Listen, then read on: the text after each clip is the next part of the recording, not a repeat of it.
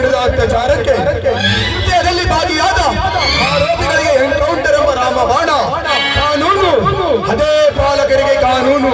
ಕಟ್ಟಿದ ಪಾತ್ರ ಎಂಬ ಪಟ್ಟ ಸಾಧಿಸಿದ ನನ್ನಲ್ಲಿ ಬಾರೆ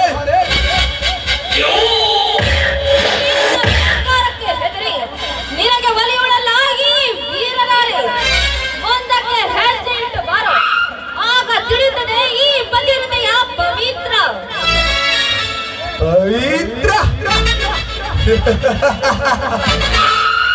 ಪವಿತ್ರ ಹೆಣ್ಣಿನ ಪದ ಹೆಣ್ಣಿನ ನಾಲಿಗೆ ಮೇಲೆ ಸುಳಿಯಲೇಬಾರದು.